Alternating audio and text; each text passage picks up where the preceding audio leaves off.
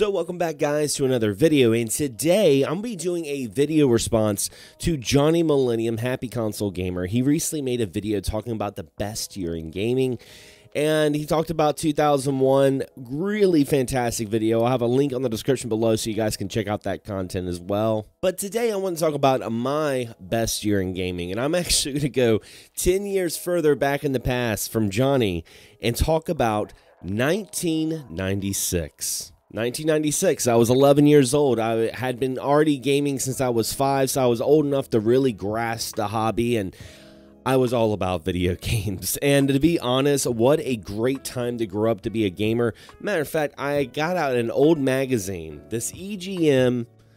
This was in September 1996.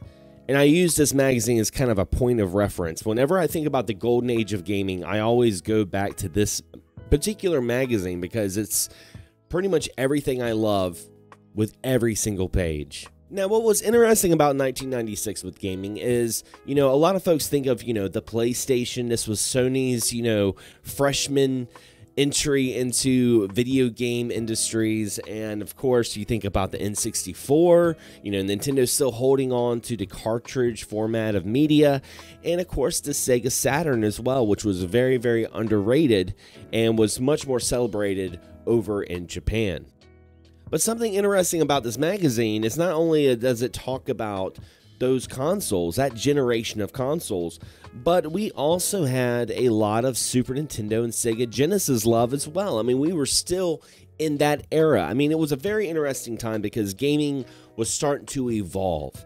The CD-ROM base was starting to really come full throttle, and also the lines between home console and arcade was starting to get so blurred. And I don't know about you guys, but today we always talk about frame rate, we talk about a game going in 4K, but back then we just wanted a home console experience of the arcade, and we started seeing that in 1996. I mean, one of the things I think about the most is Mortal Kombat 3, playing it at a Sega Saturn kiosk in Sears, and being completely blown away that I am playing a home console that plays just as good as the arcade port, minus, a couple little things like long load times.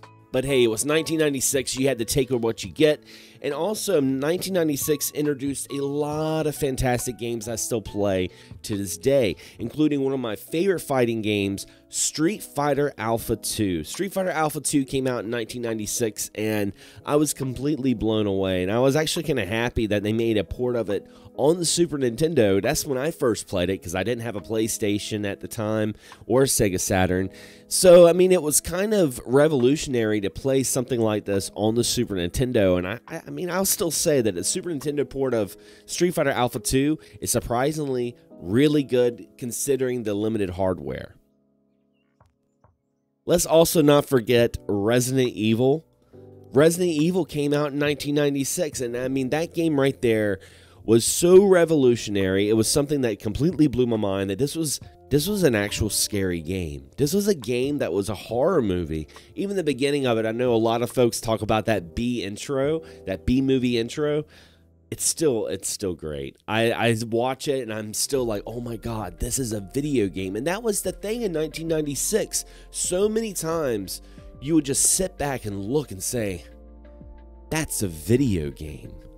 Like we were starting to see the graphics and everything start to evolve, and it was becoming more of an experience than just, playing your common little Space Invaders. It was something really, really special. Looking on the cover of this magazine, I mean, they are talking about Ultimate Mortal Kombat 3, Pilotwings 64, Iron Storm, Top Gun, Beyond the Beyond, Toshinden 2, Aquajet, Clockwork Knight 2, Panzer Dragoon 2, the list goes on. These are all games that many of us, even today, will paramount that they are complete classics. I mean, seeing the cover and seeing Nights in the Dreams, That was a revolutionary Sega Saturn game at the time. I mean, yes, it wasn't a full 3D game, but it felt 3D, and 3D polygons and 3D gaming was really starting to blossom, especially with one of the most profound classics that many people love even to this day, Super Mario 64. That game completely revolutionized the 3D platformer, and that was, of course, debuted in 1996. Now, one of the things I really wanted to share when I was flipping through the pages of this magazine, kind of going down memory lane, is a full spread advertisement for Super Mario RPG. Now, let me tell you guys, I was a late bloomer of this generation. I didn't get an N64 or PlayStation or Sega Saturn until a couple of years later. I just didn't have the money as a kid. But I do remember going to Blockbuster and renting Super Mario RPG and being completely blown away that this was running on the Super Nintendo. Because, at the time, I fantasized of playing Super Mario 64. I wanted to play Mario 64 so bad. I wanted N64 so much.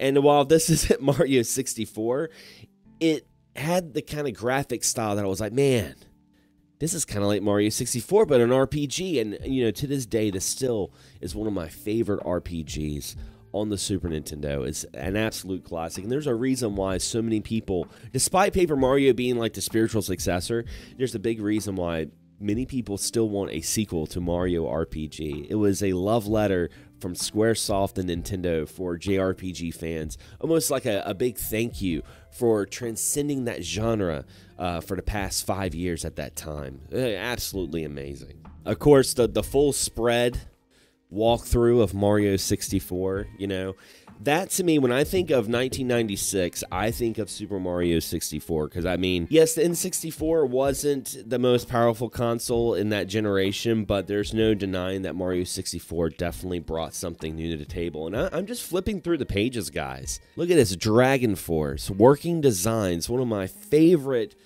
strategy RPGs on the Sega Saturn. Actually, recently just played it on my NVIDIA Shield. Thank goodness for Sega Saturn emulation, because this game is no longer that cheap. But anyway, guys, if you enjoyed this video, don't forget to subscribe, but also hit that bell so you're notified on all future videos that come out on this channel. Be sure to check out the original video from Happy Console Gamer. Again, I'll have a link on the description below so you guys can check that out. And again, what is your best year in gaming? Leave a comment below. I'd love to hear from you guys. As always, thanks for watching, thanks for subscribing, and as always, happy gaming.